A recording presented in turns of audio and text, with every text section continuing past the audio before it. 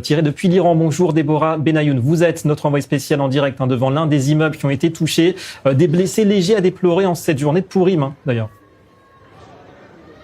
Bonsoir David, effectivement c'est encore une journée compliquée pour les Israéliens qui ont dû tous, ou une grande majorité d'entre eux en tout cas, se rendre dans les abris. Il y a eu encore plusieurs alertes tout au long de la journée et ici même dans le centre d'Israël, à Bnei Brak, donc, qui est une ville au nord de Tel Aviv, eh bien c'était encore le cas. Il y a eu encore même des dégâts sur plusieurs bâtiments ici et dans des localités tout autour. On va vous montrer ce que vous pouvez voir derrière moi, c'est-à-dire ce bâtiment qui a été donc touché par cet impact. Vous voyez un énorme trou dans le mur et puis vous voyez évidemment les dégâts, les fenêtres qui ont été soufflées. Il y a énormément de fenêtres qui sont dans ce cas, évidemment par l'impact. Et puis également sur le sol, des débris, là vous le voyez. De l'autre côté également, il y a eu des vitres qui ont été directement touchées et soufflées. Donc vous voyez évidemment des dégâts toujours importants dans de nombreuses localités, ici même à Bnei Brak. Et vous l'avez dit, tout cela se déroule évidemment dans un contexte très particulier, surtout ici à Bnei Brak, qui est une ville, on le sait, très religieuse, en cette fête de Pourim, cette fête évidemment où normalement tout le monde sort. Il y a des grands repas qui sont organisés, beaucoup de rassemblements, et on a croisé d'ailleurs, c'est pour ça que c'est une ambiance évidemment encore plus particulière, énormément